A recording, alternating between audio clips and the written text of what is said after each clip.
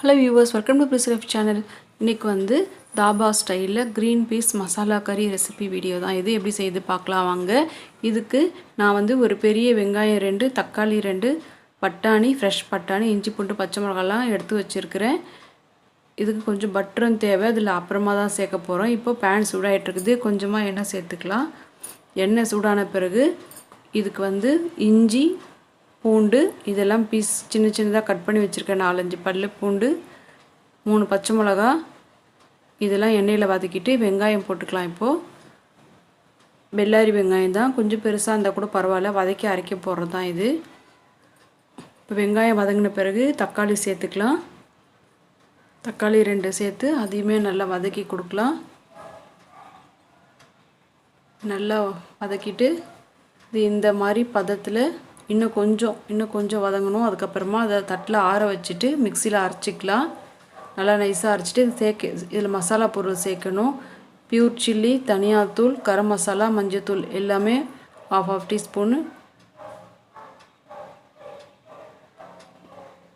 கொஞ்சமாக எண்ணெய் சூடாகிட்டுருக்குது, அதில் சீரகம் போட்டு பொரிஞ்சதும் இந்த மசாலா பொருட்களை அதில் போட்டுட்டு சிம் பண்ணிவிடுங்க. தீஞ்சிடக்கூடாது, கரிஞ்சிட்டா நல்லா இருக்காது. இப்போ இந்த எண்ணெயில் போட்டு 1 செகண்டு தான் கலந்து கொடுக்கணும். உடனே நம்ம வந்து வதக்கி ஆற வச்சு அரைச்சிருக்கு அந்த மசாலாவை இதில் சேர்த்துக்கலாம். வெங்காயம் தக்காளி மசாலாவை இப்போ போட்டு நல்லா மிக்ஸ் பண்ணி கொடுக்கலாம். நல்லா அந்த எண்ணெய் சூடுலே அந்த வதக்கி அரைச்சி வச்ச பொருள் நல்லா வதங்கணும், அதுலேயே வதங்கணும், ஈவனாக மிக்ஸ் ஆகணும்.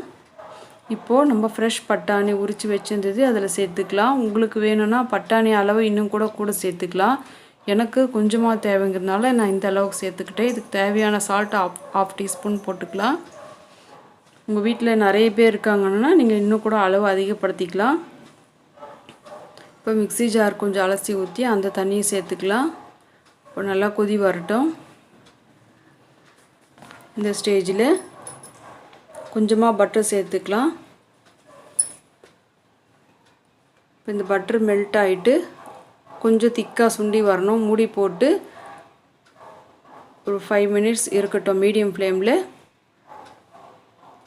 இப்போ பாருங்கள், தண்ணி ஓரளவு கொஞ்சம் வற்றிட்டு இந்த மாதிரி ரெடி ஆகிடுச்சு. இப்போ லிட்டில் பிட் ஆஃப் சுகர் வந்து இது எதுக்கு சேர்க்கணும், டேஸ்ட் என்ஹான்ஸ் பண்ணுறதுக்காக, ரொம்ப சுவையை அதிகப்படுத்தும். இது ரெடி ஆகிடுச்சு. இது சப்பாத்திக்கு, இட்லி, தோசைக்கு, ரைஸ்க்குமே சூப்பராக இருக்கும். ட்ரை பண்ணி பாருங்கள் ஒரு வாட்டி, ரொம்ப நல்லாயிருக்கும். செஞ்சு பாருங்கள். தேங்க்ஸ் ஃபார் வாட்சிங்.